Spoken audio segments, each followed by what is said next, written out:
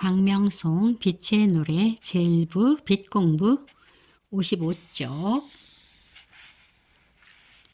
오금을 귀에 걸어 음을 듣다. 성경의 창세 이야기에서 에덴 동산에는 먹으면 선과 악을 알게 되는 선악과가 있었다. 하느님께서는 동산에 있는 모든 것을 마음대로 가지도록 허락하셨으면서도 이 열매만은 먹지 말도록 금하셨고, 먹으면 죽으리라는 엄한 주의가 이어졌다. 하지만 아담은 하느님의 말씀을 어기고 그 열매를 먹었고, 그 결과 선과 악을 알게 되는 죄를 지어 에덴 동산에서 쫓겨나게 되었다. 그런데 이와 비슷한 이야기가 부도지에 나온다. 성경의 창조 이야기에서는 금단의 열매가 사과로 나오지만 부도지에서는 포도로 이야기된 것이 다르다. 하지만 먹지 말아야 할 열매를 먹음으로써 본래의 신성한 위상을 잃게 되었으며 낙원 천국이었던 마고성을 떠나 지구상의 각처에 흩어져 살게 되었다는 이야기 줄거리도 성경의 신라권 이야기와 비슷하다. 처음 포도를 먹은 것은 백소 시족의 지소 씨였다. 그는 어느 날 지우를 마시려고 샘에 갔다가 사람은 많고 샘은 작아서 자기 차례를 다른 사람에게 양보하기를 5차례나 하다가 결국 마시지 못하고 소로 돌아오게 되었다. 지우는 땅에서 샘솟은 젖이고 당시 마고성 사람들은 지우만을 먹었다.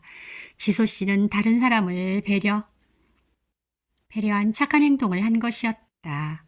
그렇지만 지소 씨는 지우를 먹지 못해 매우 허기져서 어지러워 쓰러질 지경이었다. 그때 지소 씨의 귀에 희미한 소리가 들렸다. 그 소리를 내는 것은 소 난간 위에 익은 포도였다.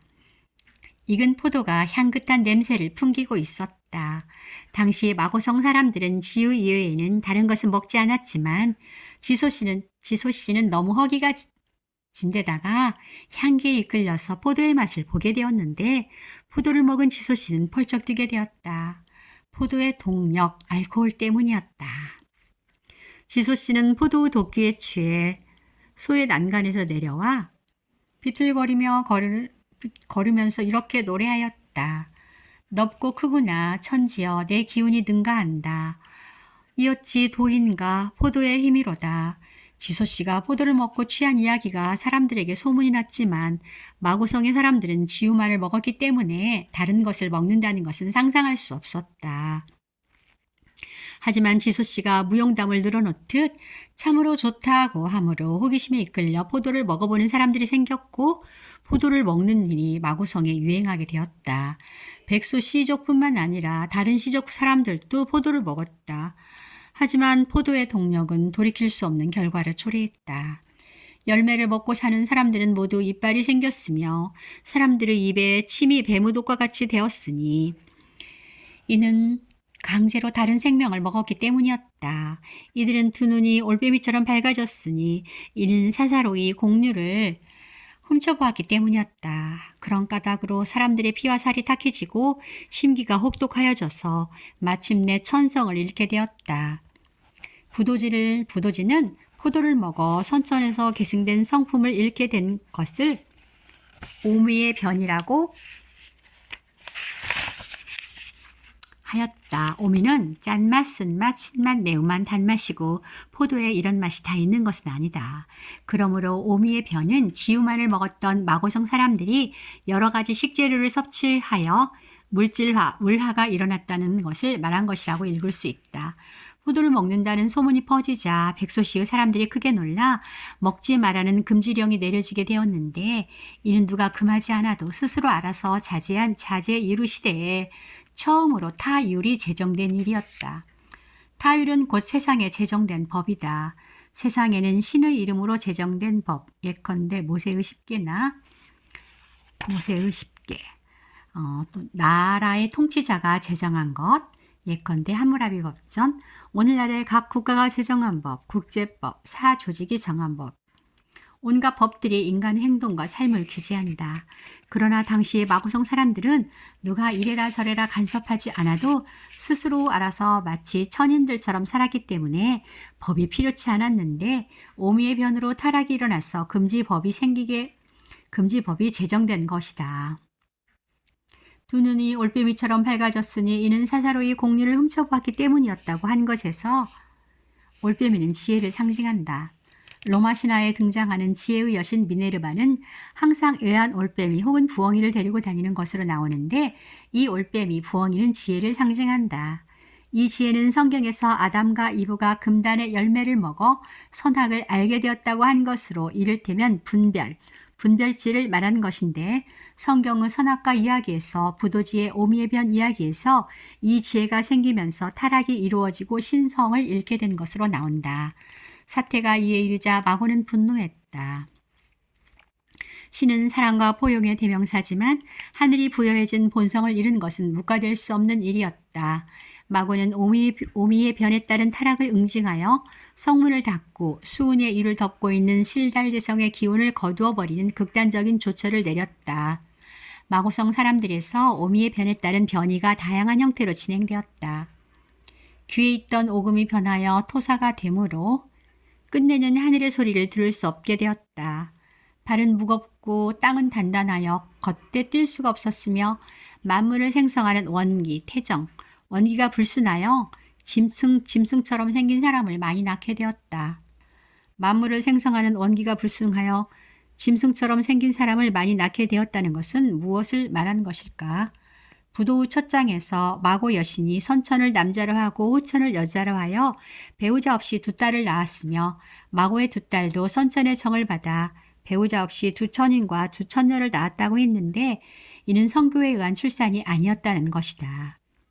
하지만 태정이 불순하여 짐승 같은 사람을 많이 낳게 되었다는 것은 성교에 의한 출산이 이루어진 것을 의미한 것이고 이는 천인의 수준에 있던 사람들이 동물적인 생명체 수준으로 전락하였다는 말이다.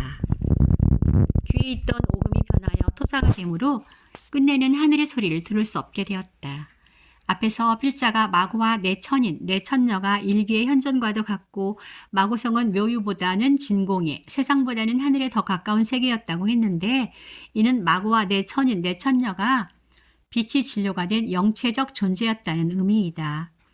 천인 천녀 후에인 마고성의 사람들도 오미의 변이 일어나기 전에는 이런 영체에 가까운 상태였다고 볼 수 있다. 그랬다가 오미의 변으로 발이 무거워지고 태정이 불순해지는 대변구가 일어나서 사람들은 영체가 자유롭게 이동하였던 텔레포트적인 이동 능력을 상실하고 걷되 뛰지 못하게 되었다는 말이라고 읽을 수 있다. 사태가 이 지경이 되자 사람들이 포도 먹는 것을 가르친 지소씨를 원망하였으며 원성이 자자해지자 오미의 변을 일으킨 장본인인 지소씨가 크게 부끄러워 권속을 이끌고 성을 나가 멀리 가서 숨어버렸다. 지소씨와 그 권속만이 아니라 포도를 먹어 문제가 생긴 사람들 모두가 마고성에서 떠나가게 되었다. 이것은 성경의 이야기에서는 금단의 열매를 먹은 아담과 이브가 에덴 동산에서 추방되는 장면에 해당한다. 오미의 변으로 타락천사같이 마고성에서 나온 사람들은 지구상의 각처에 흩어졌다. 그러나 한민족의 조상인 황궁씨와 권속들은 천부를 받들어 모시며 자제율을 지켜 포도를 먹은 이가 없으므로 황궁씨의 권속들 중에는 마고성에서 나가게 된 사람이 없었다. 나중에는 마고성이 황폐해져서 황궁성의 권속도 마고성을 떠나게 된다. 다시 황궁씨는 마고성 시대에 내 시족 집단의 총수장이었다. 황궁씨는 마고성에서 함께 살던 사람들이 마고성을 떠나 황량한 땅으로 떠나가는 것이 안타까워서 마고성을 떠나 분거에 나가는 각 시족에게 천부 3인을 표식으로 주면서 이렇게 말했다. 여러분이 미혹함을 키워서 성품과 모습이 변했으므로 성중에서 같이 살 수가 없게 되었소. 하지만 열심히 닦아 미혹함을 깨끗이 씻으면 다시 본래의 상태로 돌이켜질 것이니 부디 노력하시오.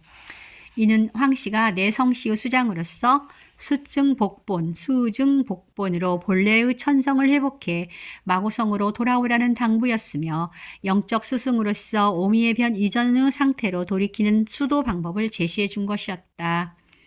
부도지에는 오미의 변으로 인해 마고성의 사람들이 천신의 성정을 잃게 되었으며 오금이 변하여 토사가 됨으로써 더 이상 하늘의 소리를 들을 수 없게 되었다고 전한다. 그런데 오금은 무엇이고 토사는 무엇을 말하는 것일까? 세간의 해설에 따르면 마고성 시대는 내 시족 집단이 연합하여 시족 단위의 지역적 행정구조를 가졌다고 한다. 성읍 중앙에 제천단을 축조해 제천 행사를 벌이는 등 종교 생활을 했으며 천체의 주기적 운동을 살피고 예측하여 시간의 흐름과 계절의 변화를 파악하는 역법을 관장했다.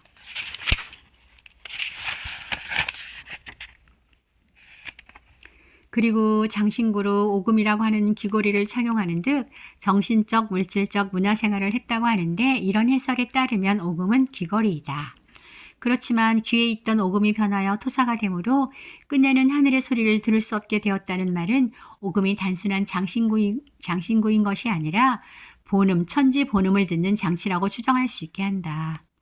필자는 빛 운영 차원에서 고밀도 진공빛을 경청하도록 도울 수 있는 음원 파일을 만들어 사용하는데 이 파일을 실행시키면 고밀도 빛이 재생된다. 그래서 오금은 바로 이런 파일 같은 것이지 않을까 생각해 보게 된다. 앞에서 필자가 관을 쌓아놓고 음을 만든 것은 본음인 하늘 음악을 연주한 것이라면 오금으로는 그 본음을 청취한 것이라는 것이다.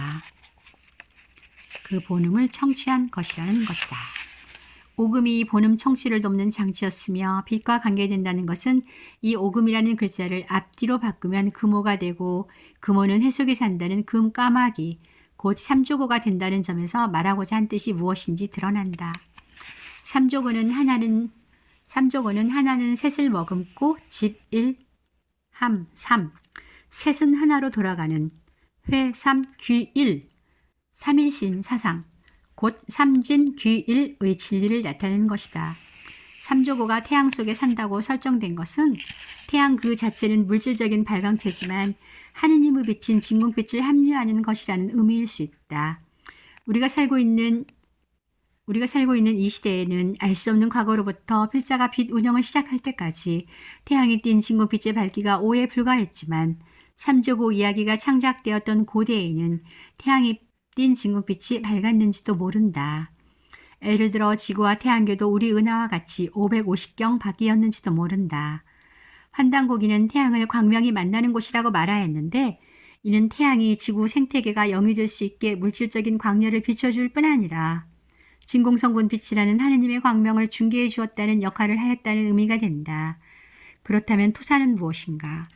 금우가 태양을 상징했다면 토사는 달을 상징한 것이라고 볼 수 있다. 금우가 해를 가리키고 토사가 달을 가리킨 것은 다음에 작가 미상의 시조에서 엿볼 수 있다. 금오 옥토들아 네 너를 쫓니 관대 구만리 장천에 허이허이 다니는다. 이후란 심리에 한 번씩 쉬엄쉬엄 가거라. 이 시조에서 금오는 해이고 옥토는 달이다. 그러면 오금이 변해 토사가 되었다는 것은 무엇을 말하는 것일까?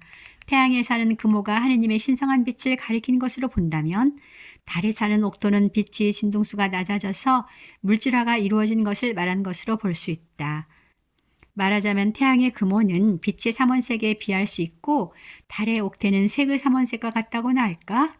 모든 형상 있는 사물은 본디는 빛이었던 것이나 그 진동수가 낮아짐으로써 물질화가 이루어진 것이다. 물질은 진공, 초양자, 양자, 원자, 분자, 물질로 상전이에 나타나는 것이라 할 수 있다. 그리고 이런 이해에서 선천은 진공에서 초양자의 차원이고 이는 물질화가 이루어지기 전의 태초이다. 또 이 우주가 발생한 초기의 상황도 이에 해당한다. 진공에서 초양자는 사람에게서는 순수의식이 이에 해당한다. 그리고 오미의 변이나 선악과 타락이 일어난 것은 빛의 차원이었던 의식의 진동수가 양자에서 원자로, 원자에서 분자로, 분자에서 물질의 단계로 진동수적인 추락이 일어난 일이라 할 수 있다. 그러므로 이런 이해에서도 수증복보는 무엇인가? 수증복보는 물질에 현혹된 마음을 씻어서 본래의 순수성을 회복하는 것, 혼이 죽고 영이 깨어나는 것, 진공빛의 자기각성적 깨어있음인 순수의식을 회복하는 일에 다름이 아니라고 필자는 깨닫는다. 특히 순수의식을 수립하고 진공을 관찰하는 동안에 진공빛이 순수의식에 밝아지는 응답이 일어나는 빛과 마음이 연동하는 현상에 그 진실이 있다고 필자는 생각한다.